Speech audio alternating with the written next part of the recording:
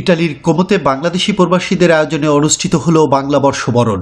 কোমোর পিয়াচ্ছা ভোলতা লাগোর পাড়ে অনুষ্ঠিত বাংলা বর্ষবরণ উৎসব ও বৈশাখী মেলার শুরুতেই করা হয় বৈশাখী শোভাযাত্রা।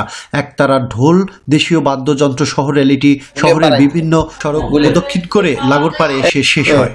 তোফায়েল আহমেদ খান, তপু, গোলাম ফারুক, লুৎফর মাতুব্বর, মঞ্জুর হোসেন, আবুল মোল্লা, রমেশ ভৌমিক, হরিণ, নাসির খান ও রেজাউলের তত্ত্বাবধানে দিনব্যাপী বৈশাখী মেলায় প্রধান অতিথির বক্তব্য রাখেন কমিউনিটি কোমোর মেয়র। বিশেষ অতিথি ছিলেন আসুসরে। মহিলা, পুরুষ ও শিশুদের খেলা ছাড়াও দেশীয় বাহারি পিঠা, পান্তা ইলিশ ও ভর্তা সহ খাবারের স্টল ছিল লোভনীয়। শেষে বিজয়ীদের মধ্যে করা হয় পুরস্কার বিতরণ। বাংলাদেশি প্রবাসীদের এই মেলায় ইটালিয়ানদের অংশগ্রহণ ছিল চোখে পড়ার মতো। মহিলাদের বালিশ খেলায় প্রথম, দ্বিতীয় এবং তৃতীয় স্থান অধিকার করেন আনন্দী আক্তার রেখা এবং বিথি খান। এবং ছোটদের ম্যারাথনে বিজয়ী হন ওয়ারিশা, তানিশা, সাইমা, মাহি চৌধুরী, মনির চৌধুরী এবং আবির ফয়সাল। বৈশাখী আমেজ ছড়িয়ে যাবে সারা বিশ্বে, এমনটি মনে করেন আয়োজকরা।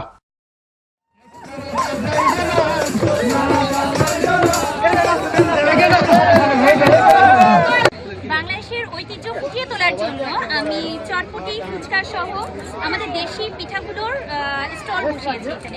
কোমো প্রবাসী বাংলাদেশি সকল ভাই বোনদের পক্ষ থেকে পয়লা বৈশাখ উপলক্ষে শুভেচ্ছা।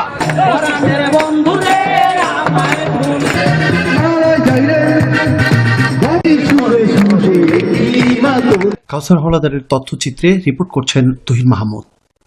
প্রাকৃতিক নৈসর্গের শহর কোমো, বাঙালির এই বৈশাখী আয়োজনে, বাঙালির এই মিলন মেলায় বোঝা যায় বাঙালি এবং বাঙালি সমাজ ধীরে ধীরে পৃথিবীর বুকে এভাবেই গড়ে নেবে আমাদের এই বাঙালি সমাজকে।